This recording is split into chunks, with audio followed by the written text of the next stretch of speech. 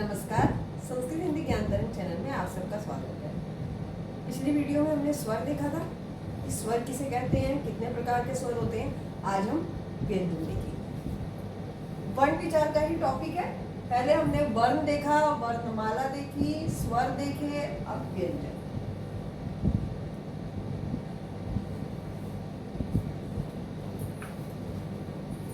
व्यंजन क्या है? व्यंजन को स्वर की आवश्यकता होती है। स्वर को किसी की आवश्यकता नहीं होती।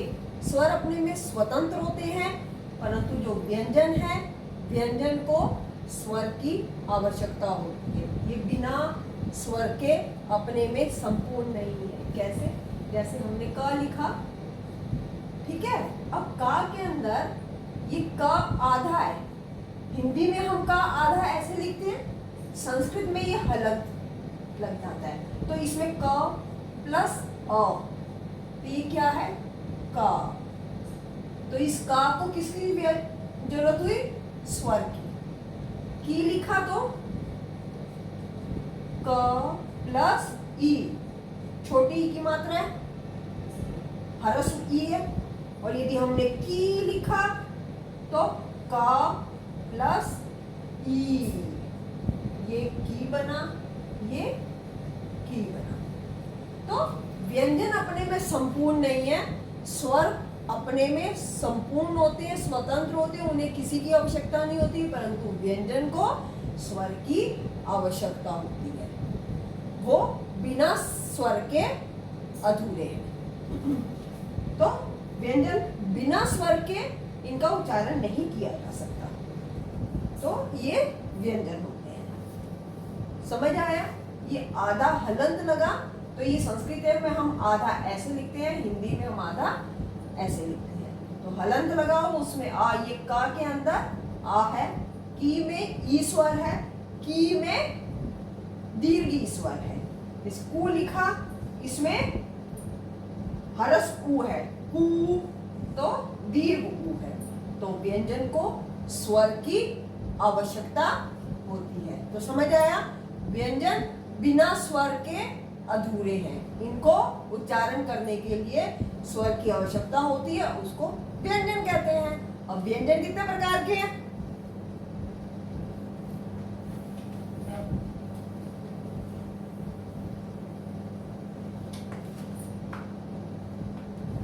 व्यंजन हमारे स्पर्श व्यंजन, स्पर्श व्यंजन हमारे 25 होते हैं। स्पर्श व्यंजन, अंतस्थ व्यंजन,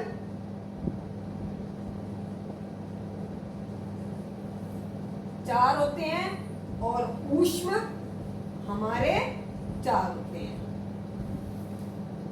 तो स्पर्श व्यंजन हमारे 25, अंतस्थ 4, ऊष्म 4। अब स्पर्श व्यंजन क्या होते हैं ये देखेंगे।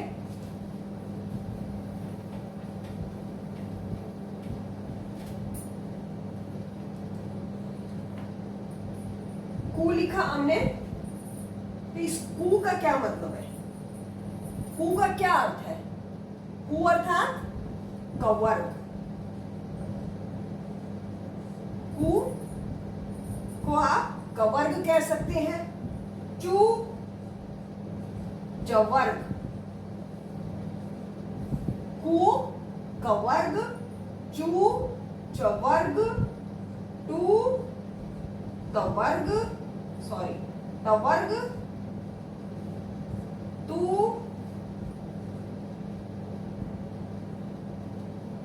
तवर्ग, और पू पवर्ग। तो 5 वर्ग होते हैं हमारे। कितने वर्ग होते हैं? 5 वर्ग। कौन कौन से? कवर्ग, चवर्ग, तवर्ग, तवर्ग, पवर्ग।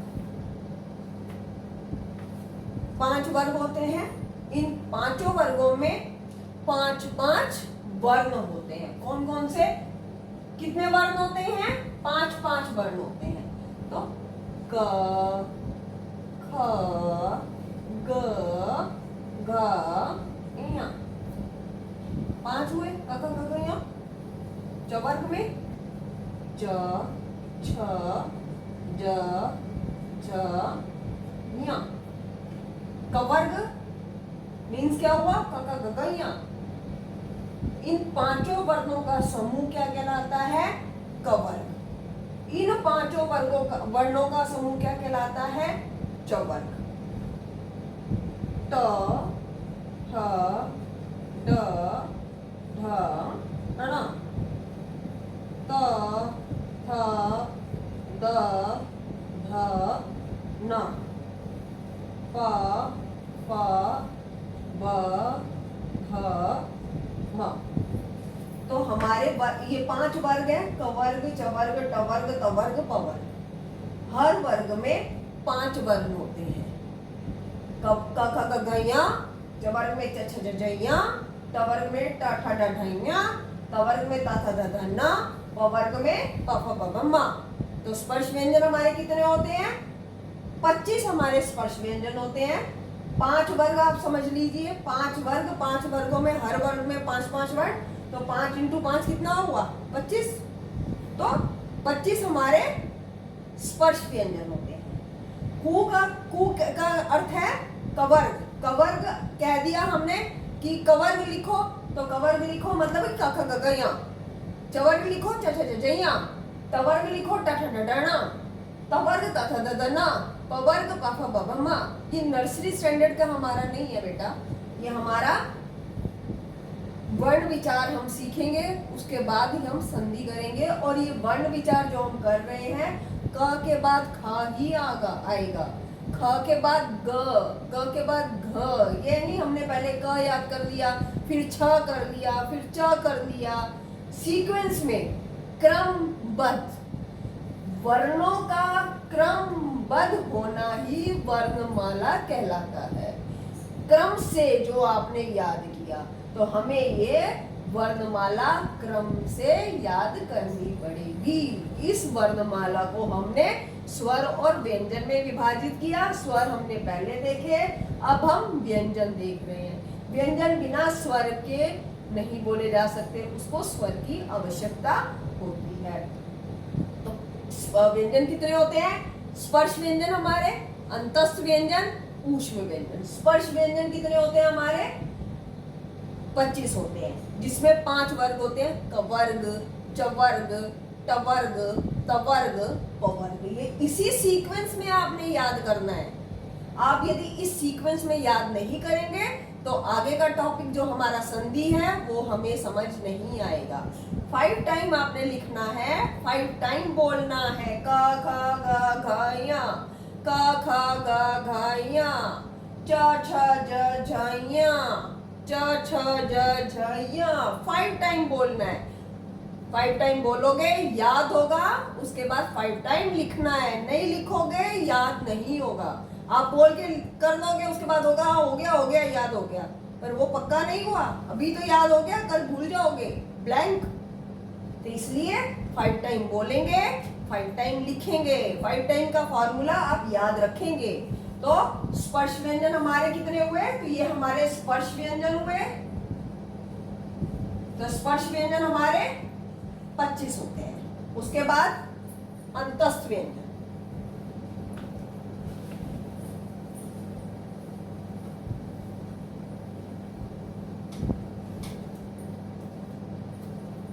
अंतस्थ व्यंजन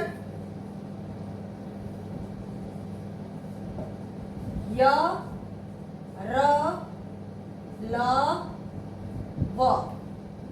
इसको अर्ध स्वर भी कहते हैं, इसको अर्ध स्वर भी कहते हैं। तो अंतस्थ हमारे कितने हुए? 4, य, र, ल, व। 25 स्पर्श व्यंजन, 4 अंतस्थ और 4 ही हमारे ऊष्म होते हैं। श, श, स, ह। कितने होते हैं ऊष्म हमारे? 4, श, श, स, ह। तो 25 स्पर्श व्यंजन, 4 अंतस्थ, 4 ऊष्म। उसके बाद संयुक्त व्यंजन भी होते हैं। संयुक्त व्यंजन कौन से होते हैं? जो 2 व्यंजन के संयोग से बने होते हैं। इसको भी हम देखेंगे, क्योंकि अगला हम जब वर्ण विच्छेद करेंगे, वर्ण संयोजन करेंगे, तो उसका उस टॉपिक के अंदर हमारे को ये समझ आना चाहिए कि दो वर्णों के संयोग से कौन सा वर्ण बना है। देखेंगे क प्लस श इज इक्वल टू श। क उसमें पेट कटा श मिलाएंगे तो हमारा क्या बनेगा श। ये भी हलंत है, ये भी हलंत है।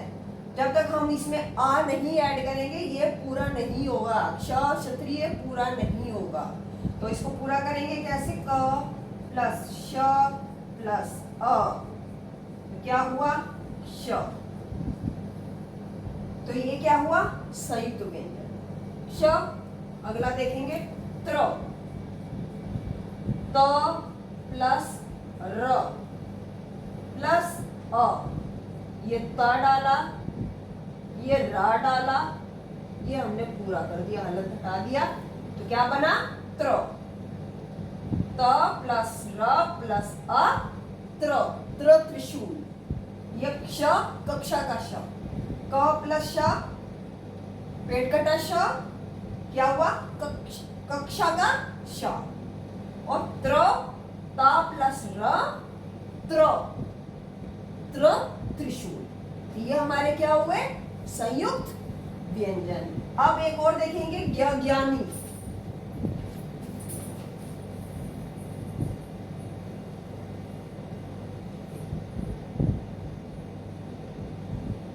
ज्ञानी ज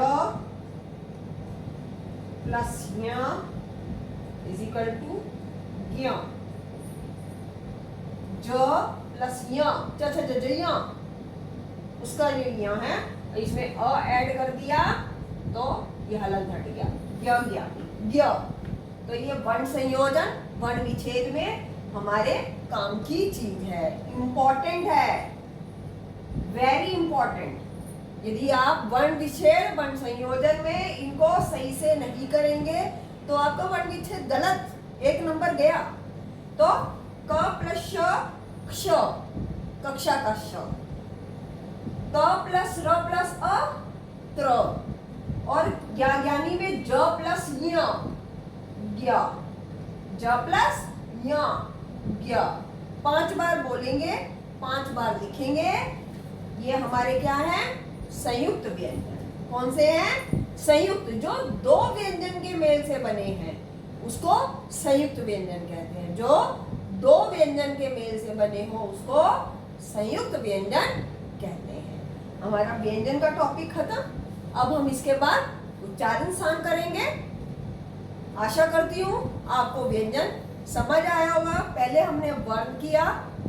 वर्ण क्या है, भाषा की सबसे छोटी इकाई।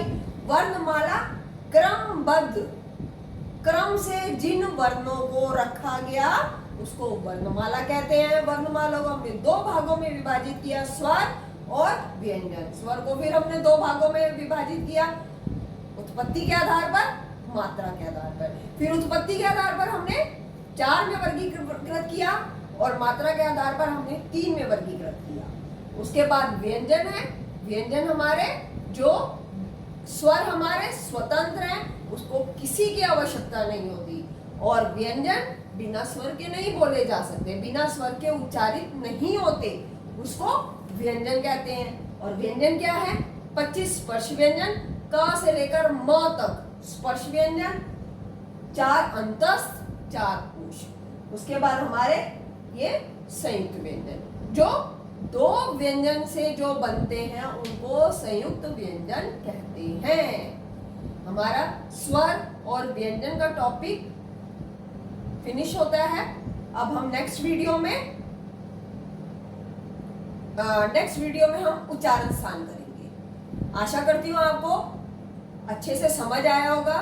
यदि आपको अच्छे से समझ आया, इसको समझने के लिए आप बार बार देखें, समझें, समझने का प्रयास करें। और यदि नहीं समझ आता तो मेरे को कहें, मैं दोबारा इसको समझाऊंगी।